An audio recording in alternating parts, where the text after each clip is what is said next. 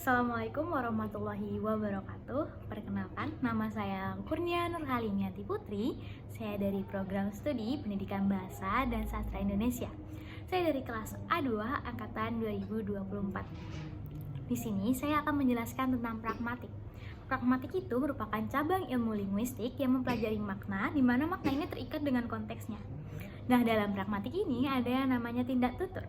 Tindak tutur itu merupakan unsur pragmatik yang melibatkan pembicara dan pendengar. Dalam tindak tutur ini memiliki berbagai macam jenis, yaitu yang pertama ada lokusi. Lokusi itu merupakan sebuah tindak tutur yang menyatakan konteks berisi makna yang dapat dipahami oleh si pendengar. Yang kedua ada ilokusi, merupakan sebuah tindak tutur yang memiliki makna yang berisi perintah terhadap si pendengar. Yang ketiga ada perlokusi, merupakan sebuah tindak tutur yang memiliki makna di mana makna ini dapat mempengaruhi si pendengar. Lalu yang keempat ada tindak tutur deklarasi. Tindak tutur deklarasi ini merupakan sebuah tindak tutur yang dimaksudkan penuturnya untuk menciptakan hal yang baru. Dalam hal ini penuturnya itu harus memiliki peran institusional khusus, contohnya seperti hakim, lalu pendeta. Lalu bagaimana sih itu hakim dapat dikatakan tindak tutur deklarasi? Hakim dapat dikatakan tindak tutur deklarasi karena tuturannya yang berupa, misalnya nih, seorang hakim mengatakan kepada terdakwa kalau terdakwa dinyatakan bersalah. Nah, dalam hal ini kan si terdakwa itu sebelumnya itu merupakan bukan orang yang bersalah. Jadi hakim ini menciptakan hal yang baru yang menjadikan si terdakwa itu menjadi bersalah. Nah, yang berikutnya ada representatif, merupakan sebuah tindak tutur yang berisi pernyataan, fakta, kesimpulan, lalu penegasan dan lain-lain. Contohnya seperti tuturan yang berisi penutur yang mengatakan Chomsky tidak menulis kacang. Nah, dalam hal ini tuturannya itu berisi fakta karena memang Chomsky itu tidak menulis kacang, tetapi Chomsky itu menulis tentang linguistik. Lalu berikutnya ada ekspresif. Nah, dalam ekspresif ini merupakan sebuah tindak tutur yang menyatakan perasaan si penutur. Yang berikutnya ada direktif. Direktif ini merupakan tindak tutur yang memiliki makna untuk menyuruh orang lain untuk melakukan sesuatu, seperti kalimat perintah, permohonan, lalu pemesanan dan lain-lain. Nah, yang berikutnya ada komisif. Komisif itu merupakan tindak tutur berupa janji yang dilakukan oleh penutur. Contohnya seperti tugas ini saya kerjakan besok ya. Nah, itu termasuk sebuah janji. Tetapi ada komisif yang tidak dapat dipenuhi ketika penuturnya itu tidak dapat memenuhi si janji tersebut. Berikutnya ada tindak tutur langsung. Tindak tutur langsung ini merupakan tindak tutur yang memiliki makna perintah di dalam kalimat perintah juga. Lalu yang terakhir itu ada tindak tutur tidak langsung yang memiliki makna perintah tetapi diselimuti kalimat tanya. Contohnya, bisakah kamu mengambilkan pulpen itu untukku? Itu termasuk dalam tindak tutur tidak langsung.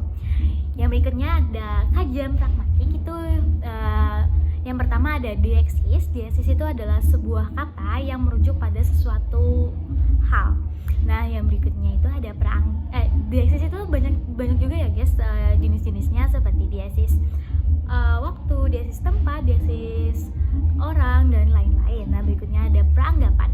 Peranggapan ini merupakan sesuatu yang diasumsikan oleh pendengar dalam kalimat penutur.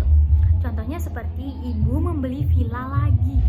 Nah, kita dapat mengasumsikan tuturannya itu, yang pertama itu ibu itu sudah memiliki rumah, makanya ibu dapat membeli villa.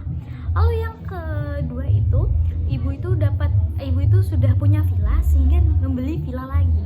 Nah, yang ketiga itu kita dapat mengasumsikan bahwa si ibu ini adalah orang yang kaya karena sudah mempunyai rumah dan villa lagi. Lalu berikutnya ada implikator. Implikator itu merupakan sesuatu yang disembunyikan.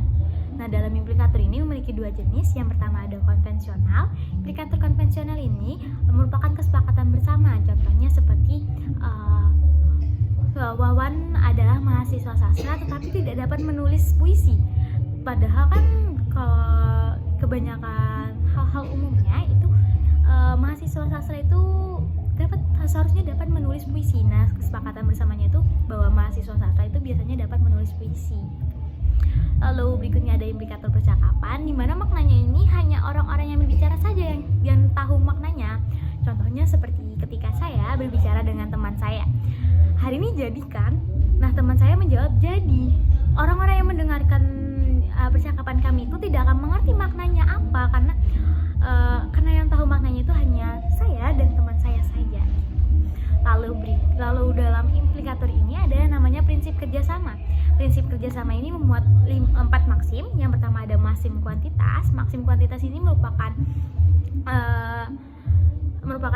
maksim kuantitas ini berupa berbicara yang tidak bertele-tele. Maksudnya itu berbicara yang jelas dan tidak bertele-tele.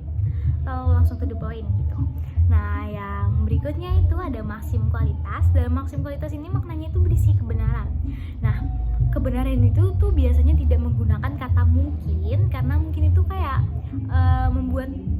seperti membuatnya menjadi tidak yakin atau menjadi tidak benar gitu.